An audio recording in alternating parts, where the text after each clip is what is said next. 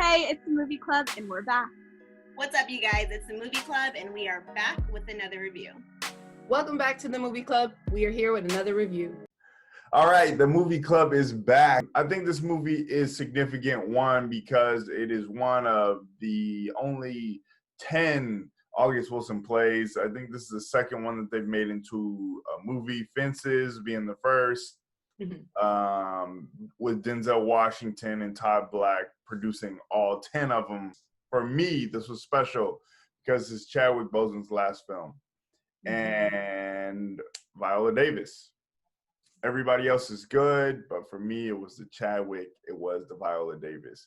For me, August Wilson writes plays, right? So watching a movie of August Wilson situations sometimes can be tricky, where Fences felt like it was so long because, in my opinion, it wasn't meant to be a film. So when you get into the film space, it gets a little tricky. If you watch this movie, there's not a lot of locations because it's a play, stupid. I'm just kidding, No.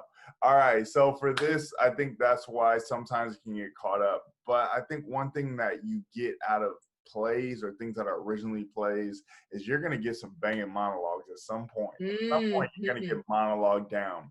Chadwick Boseman has 2 monologues in this movie that are incredible. The second one more incredible than the first, but both incredible. I love what he did. I love what Viola Davis did. It's interesting to see her transition into like her full starness. And for me, it was hearing her voice and hearing her talk. And I was like, dang, I wish she had a different voice.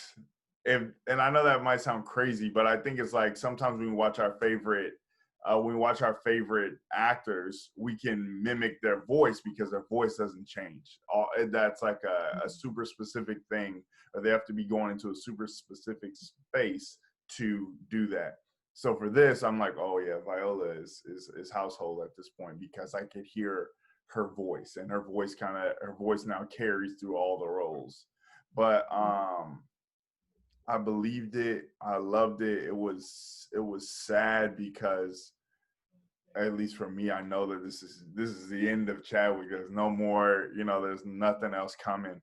And yeah, I really enjoyed it. I would recommend it. I did have a couple problems with the movie, and most of them were due to, like you said, the play to movie kind of shift. Because unlike Fences was 2 hours and 20 minutes. So it felt long because it was long. But for me, this movie felt significantly longer than the hour and 24 minutes or hour and 30 that it was. Like, I was just like, ooh, we are still going. And I felt I didn't have the same problem with Viola's voice. Like, there was one time when she was yelling at her manager that I was like, ooh, Viola, Annalise Keating, hi. But other than that, I was so drawn in and pulled into her. And Chadwick was just incredible. But basically, my thing with it was I didn't like the movie. I liked the performances. I don't think that movie would have been able to stand on its own as well as it did without Viola and Chadwick. Because, Chadwick, he was just... Absolutely. I agree with you 100%. I also didn't care for it so much as a movie, but I think if it was a play and I was in the audience, that raw, that emotion, that performance was so evoking that you wanted to be in that same space. So I understood, the play aspect and why people may not like it so much as a film. But again, you have to speak to the performances from Viola, from Chadwick, and then all of these other players that we've seen in other plays or other movies. It's like a savant of their art. Like, they literally took these monologue pieces to demonstrate not only with their language, but with their bodies. And then it was, 20s, and that's why I got my headpiece on, what I'm saying, just to get into the groove. But that's what it made me want to do. It made me want to be a part of it. And I think being in the audience would have been even magical for me. But I did I felt like it was more so like, you knew something sad was going to happen at the end.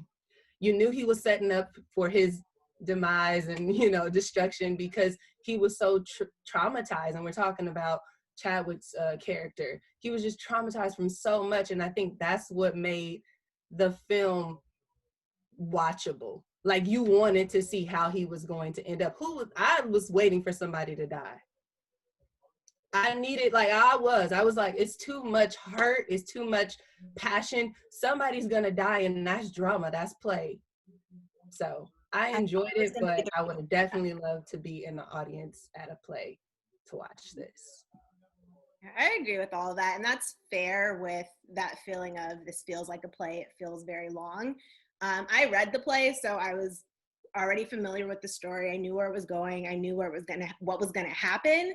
But the performances were so strong for me that I couldn't look away, and it didn't feel long to me for that reason. I think it was very dialogue heavy, but there was never a moment where I was kind of like, okay, next scene, or like, what's next? Like, I was just so glued to the screen and glued to everything Viola and Chadwick brought to it. So, and I think part of that too is because Chadwick is so special to me, and it is his last performance, that I didn't want to miss a second of it. So the performances, just, I cried, I was emotional for like the whole day, but yeah, I loved it. Yeah. Seriously. And for me, it's a little bit different because it's history.